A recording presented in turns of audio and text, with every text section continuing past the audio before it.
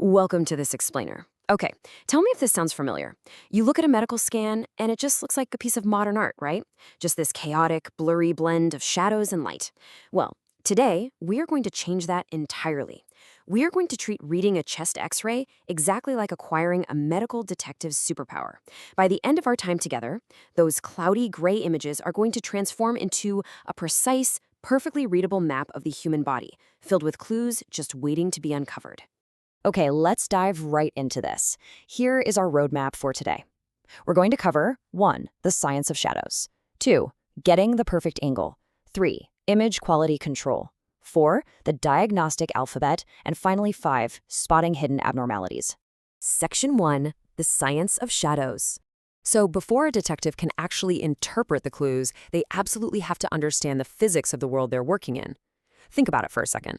Have you ever actually wondered how doctors read those blurry shadows? I mean, it feels totally unintuitive at first glance, doesn't it? You're basically looking at this flattened two-dimensional snapshot of a complex, three-dimensional, living, breathing human being.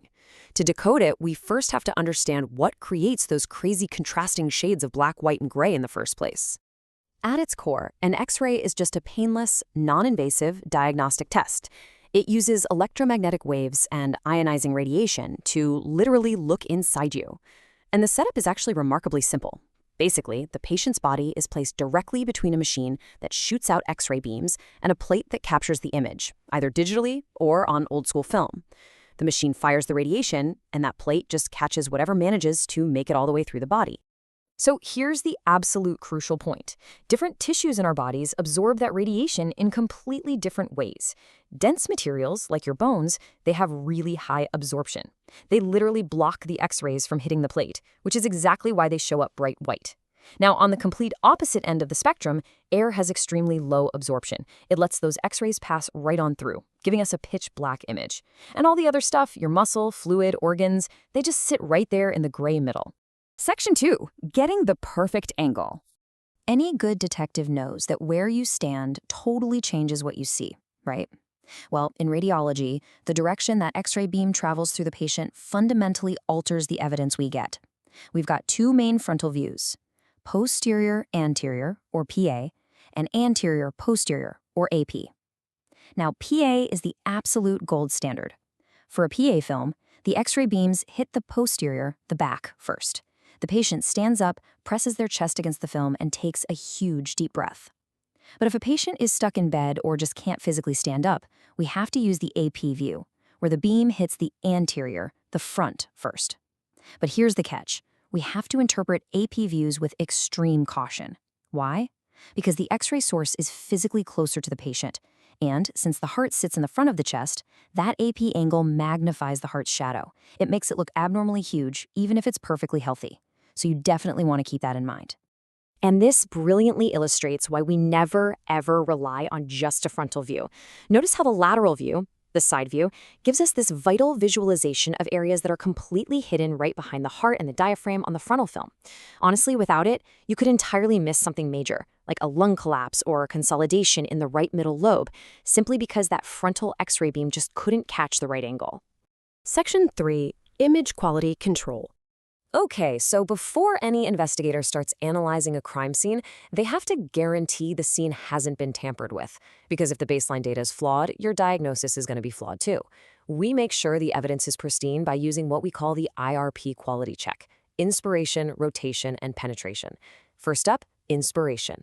The patient needs to take a massive, deep breath in, sucking that diaphragm down so we can clearly see 9 to 10 of the posterior ribs. If they don't, the lungs are going to look artificially cloudy. Second is rotation. We need to verify the patient was standing perfectly straight.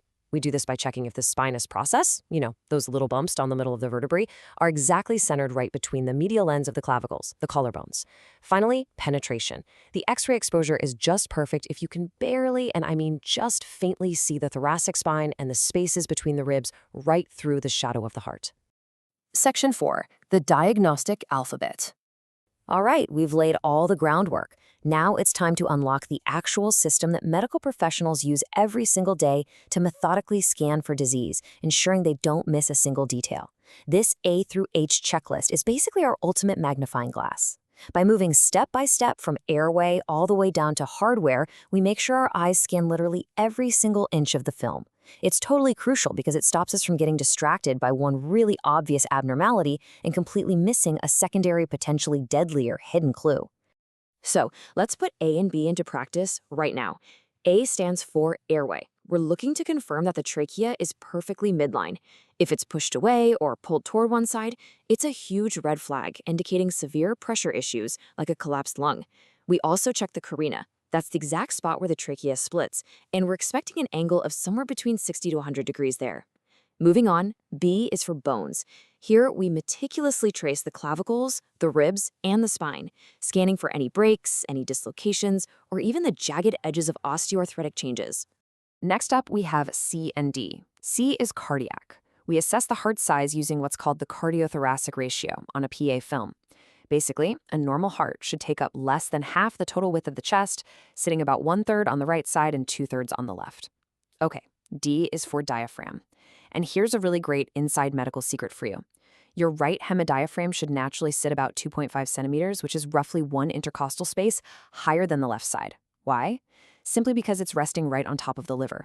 Now, what's really interesting is noticing the super sharp, distinct margins of the cardiac silhouette.